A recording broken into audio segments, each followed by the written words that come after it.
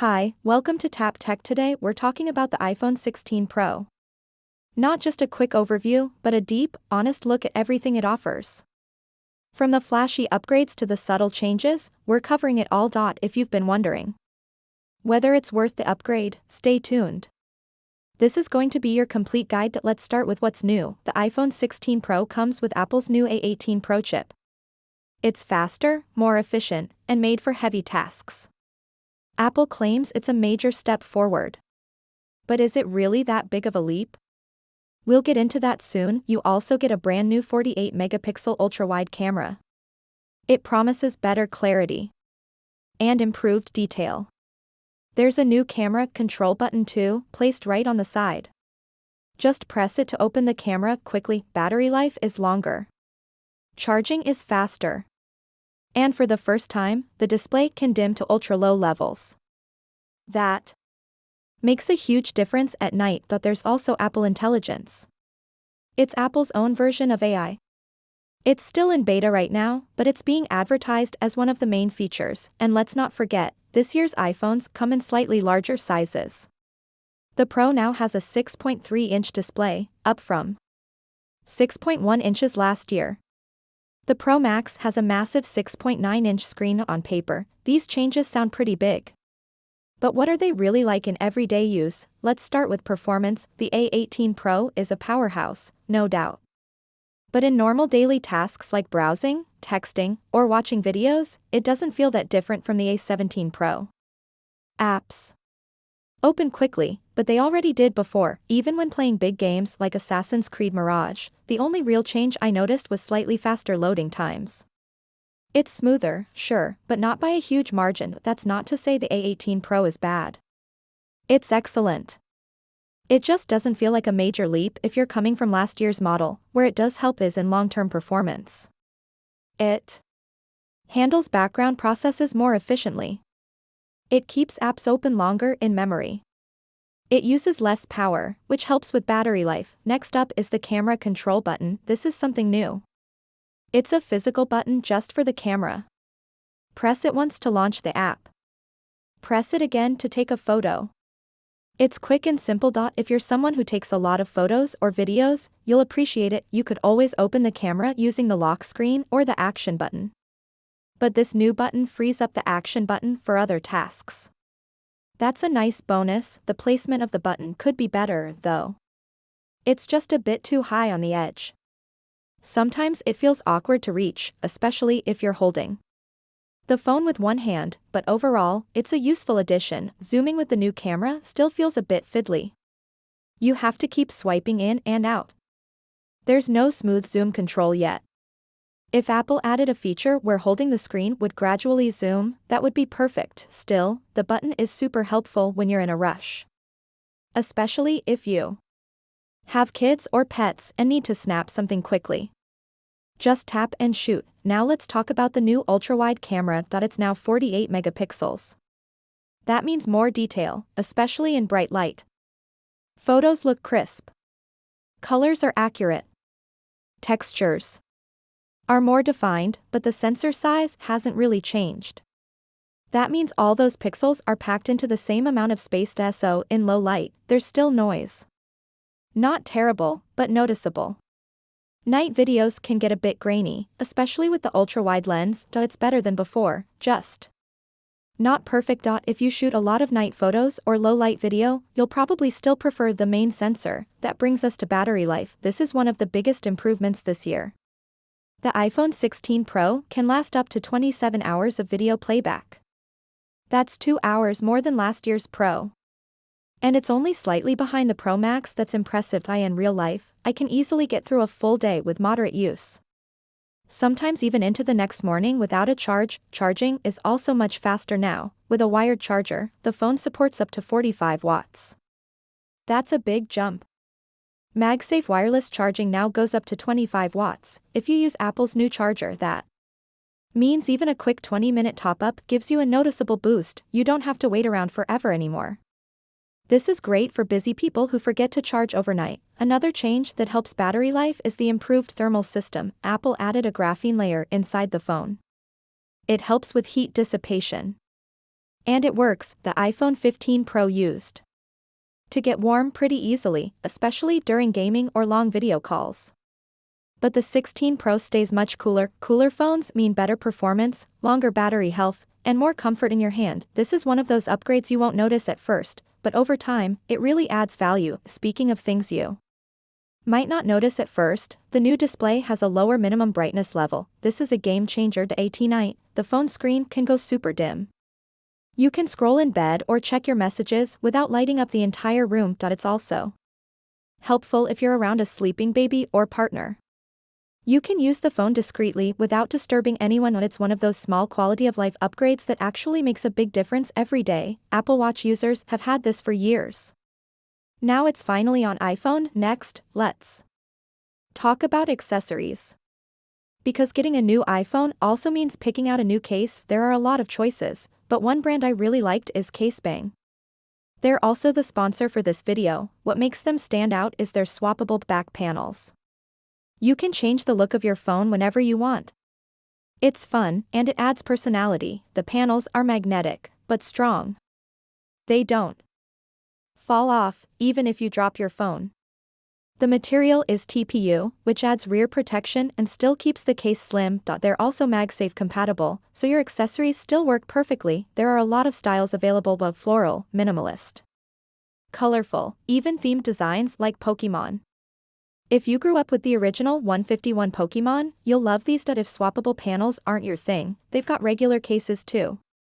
Still stylish, still protective. They also offer a MagSafe wallet.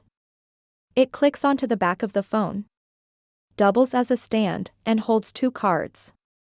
It's a clean setup for everyday carry. You can check them out through the link in the description. There's also an exclusive discount waiting for you. Now let's go back to the phone. This year, I switched from the iPhone 15 Pro Max to the regular iPhone 16 Pro. The Pro Max was just too large for me. It's great for watching videos and editing photos, but it started to feel like overkill. The new 16 Pro has a 6.3-inch screen. It's a bit bigger than last year's Pro, but still easy to hold. It's compact enough for one-handed use, and now it includes the 5x telephoto zoom that used to be exclusive to the Max. That made the switch a no-brainer for me. My only concern was battery life. The Pro Max was a champ in that department. But thankfully, the 16 Pro holds its own. The battery boost and faster charging made the transition easy. I don't miss the Max anymore. Now, let's talk about Apple Intelligence. This is a big new feature Apple's been talking about everywhere. You've probably seen it mentioned in ads, keynotes, and social media. But what exactly is it? In short, Apple Intelligence is Apple's new version of AI. It's built directly into the iPhone, and it's designed to be private, powerful, and helpful. Sounds good, right? But there's a catch. At the time of this video, Apple Intelligence is still in beta. Most of the features aren't available yet. Some will launch in late 2025. Others will roll out gradually over the next few months. That's why many people are confused, or even frustrated. Apple is treating it like a major selling point, but you can't really use it yet. Still, I look at it differently. To me, Apple Intelligence is like icing on a cake. The phone is already great. Once those features arrive, it'll just be even better. But even if you never use them, the core experience still holds up. Now, some of the promised tools do sound exciting. You'll be able to rewrite emails, summarize messages, create smart responses, and even generate images. Siri is also getting a big upgrade, with more context and better memory. These tools might not change your life, but they could make daily tasks faster and easier. And here's some good news: if you really want to try Apple Intelligence now, you can join the public beta program. It's open to anyone with a compatible device. Apple says the first round of features will be out by October. So depending on when you're watching this, they might already be here. If you've tried them, let us know your thoughts in the comments. Next, let's talk about that display. The iPhone 16 Pro has a slightly larger screen than last year. It went from 6.1 inches to 6.3 inches. The Pro Max is even bigger, now 6.9 inches. On paper, these numbers seem small. But do you actually notice the difference? Well, yes, and know that if you're holding both phones side by side, you'll see the size bump. It's real. You get a little More screen space for videos, games, and typing, but if you're coming from the 15 Pro and you don't have both phones to compare, the change feels subtle. The phone still feels familiar. That said, the extra screen space does help when watching YouTube or Netflix. It makes gaming a little more immersive. And typing on the keyboard is just a touch more comfortable. So while it's not a game-changing difference, it's still a nice bonus. Now, let's go over how the iPhone 16 Pro compares to the iPhone 15 Pro. This is an important question, especially if you already own last year's model. The A18 Pro chip is better, but not by a lot. In real-world use, it feels nearly identical to the A17 Pro. Apps open just as fast. Games run just as well.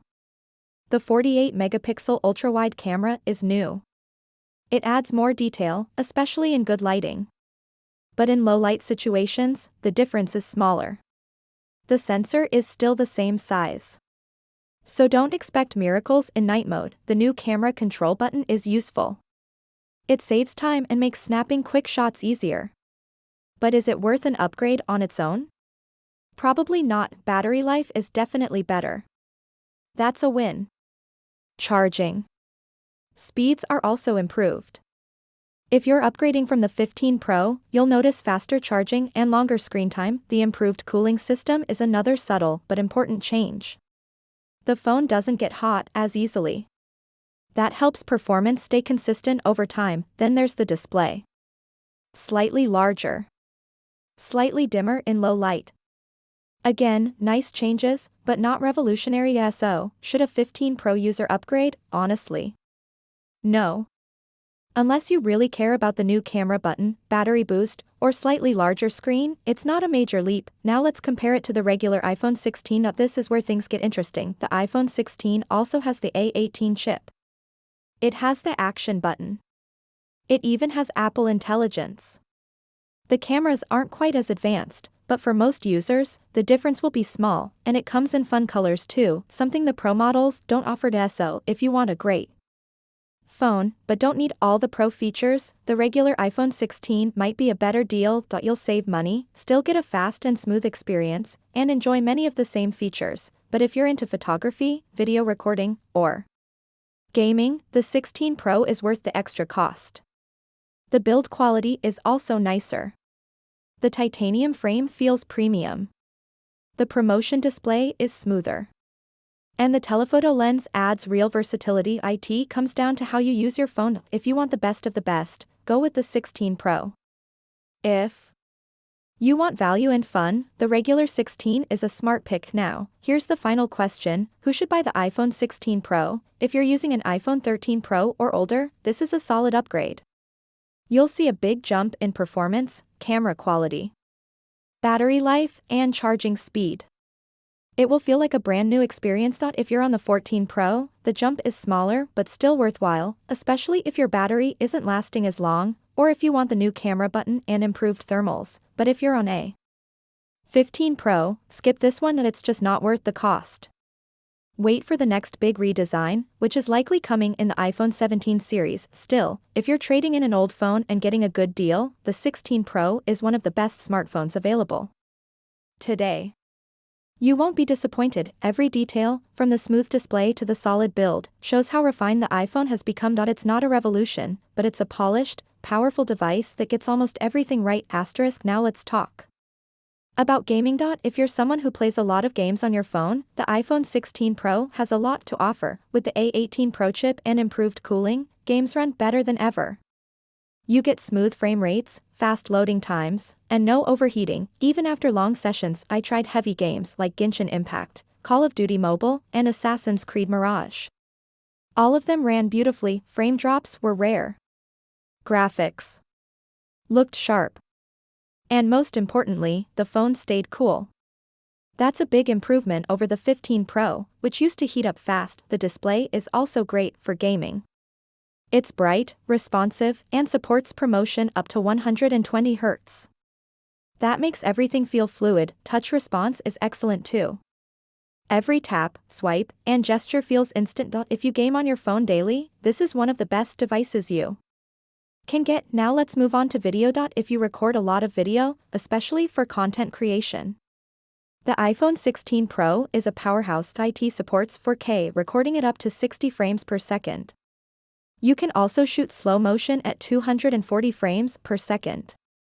And there's support for ProRes, which gives you higher quality files for editing. Apple also added 12-bit HDR video recording. That gives you richer colors and more detail in shadows and highlights. For casual users, these features might seem like overkill. But for creators, they're huge. You can shoot, edit, and upload, all from your iPhone. No need for a separate camera, and with the faster A18 chip and improved cooling, editing is quicker and smoother. No lag. No crashes. Just fast, clean results. Even things like AirDrop transfers and exporting files feel faster now. The microphone setup is solid too. It captures clear, balanced audio even in noisy environments, but if you want even better sound, using an external mic is still the way to go. Now let's talk about speaker quality. The iPhone 16 Pro has stereo speakers, one at the bottom and one in the earpiece. They're loud, crisp, and surprisingly rich. Vocals are clear. Bass is present but not overpowering. And the overall balance is good. Whether you're watching YouTube, listening to music, or taking a call on speakerphone, the audio is excellent. Apple has also done a good job with spatial audio. If you're using AirPods, you'll notice the directional sound when watching compatible content. It feels more immersive. Now let's circle back to battery life. We've already talked about Apple's official rating, 27 hours of video playback. But how does that hold up in real life? Here's what I found. With regular use, browsing, messaging, music streaming, light gaming, and social media, I easily got through a full day with 25 to 30% left by bedtime. On heavier days, with lots of camera use or gaming, I still made it to the evening without needing a charge. Charging is fast enough that even a short 30-minute session can take you from 10% to around 60%. That's more than enough to keep you going. That MagSafe charging is also more efficient this year. With the right charger, it doesn't feel slow anymore. That's a welcome change. Now, before we finish, let's go over the small things that make the iPhone 16 Pro feel complete. First, the build quality. The titanium frame is light but strong. It gives the phone a premium feel without making it heavy. The back has a smooth matte finish that resists fingerprints. It looks and feels great. The buttons are tactile and well placed. The action button is still here, and the new camera control button works fast. Face ID is lightning fast. The haptics are precise. And iOS 18 runs like a dream on this hardware. All these small details come together to make the experience feel polished. Next, let's talk about colors. The iPhone 16 Pro comes in a few shades: titanium black, titanium gray, and 2 lighter tones. They're clean, professional, and subtle. If you want fun colors, you'll need to go with the regular iPhone 16. But if you like a more minimal look, the Pro colors won't disappoint. One last note before we wrap up: Apple has been talking a lot about sustainability. The iPhone 16 Pro uses recycled materials, from rare earth elements to aluminum. The packaging is also fully recyclable. That might not be the main reason you buy this phone, but it's a nice bonus. Now, let's wrap this all up. Is the iPhone 16 Pro worth it? If you're coming from an older phone, like the iPhone 12, 13, or even 14, this is a big upgrade. You'll notice better speed, better cameras, longer battery, and faster charging. The difference is night and day. If you're on the iPhone 15 Pro, I'd say hold off unless you really want the new camera button or better battery. For most people, this phone will feel like a refined version of everything Apple does best. It's not flashy. It doesn't change everything. But it perfects almost everything: fast, sleek, smart, and reliable. That's what the iPhone 16 Pro is. You won't regret buying it, especially if you're due for an upgrade. Thanks for sticking with this deep dive. If you found it helpful, please like this video and share it with your friends. And of course, subscribe to Tap Tech for more honest reviews like this. Tap that bell icon so you never miss an update. Got questions about the iPhone 16 Pro? Drop them in the comments. I read everyone. See you in the next one.